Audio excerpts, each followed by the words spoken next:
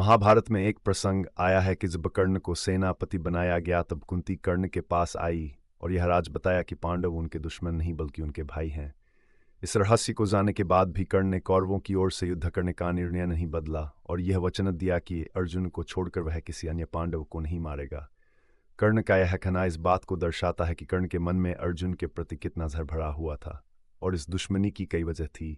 अधिरथ जिन्होंने कर्ण का लालन पालन किया था वह कर्ण को शिक्षा प्राप्त के लिए गुरु द्रोणाचार्य के पास ले गए थे, लेकिन द्रोणाचार्य ने कर्ण को शिक्षा देने से मना कर क्योंकि कर्ण क्षत्रिय नहीं था। दूसरा कारण यह कि वह अर्जुन को सर्वश्रेष्ठ नंदुरधर बनाना चाहते थे।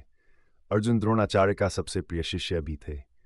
कर्ण अर्जुन को युद्ध में पराजित कर द्रोणाचार्य को यह साबित करके दिखाना चाहते थे कि वह सूत पुत्र होकर भी क्षत्रिय अर्जुन से बेहतर है। कर्ण की हम महत्वाकांक्षा इनके बीच दुश्मनी की एक बड़ी वजह थी। कौरव और पांडवों की शिक्षा खत्म होने के बाद दीक्षांत समारोह आयोजन किया गया जिसमें सभी को अपनी क्षमता और योग्यता का प्रदर्शन करना था। जब अर्जुन अपनी युद्ध कौशल का प्रदर्शन कर रहे थे तब कर्ण वहां पहुंच गए और उन्होंने अर्जुन को चुनौती दी। कर्ण की चुनौती से प्रबोधित हो गए और सूतपुत्र कहकर कर्ण का अपमान किया और कर्ण को प्रतियोगिता में शामिल होने से रोक दिया गया। यहीं दुर्योधन ने कर्ण को अंगराज बनाकर अपना मित्र बना लिया। एक कथा है कि कर्ण भी द्रौपदी से विवाह करना चाहता था। इसके लिए कर्ण स्वयंवर में भाग लेने पहुंचा था, लेकिन कर्ण को यहां भी सूतपुत्र होने के कारण स्वयंवर में भाग लेने से रोक दिया गया और ब्राह्मण वेश में अर्जुन ने स्वयंवर में भाग लेकर द्रौपदी से विवाह चाहा।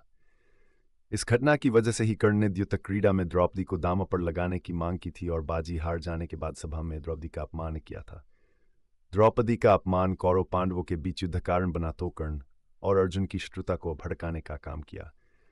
पांडवों के वनवास के दौरान कर्ण और दुर्योधन पांडवों को परेशान करने के लिए वन में तंबूल गाकर रहने लगे। इस दौरान एक गंधर्व कन्या के साथ छेड़छाड़ करने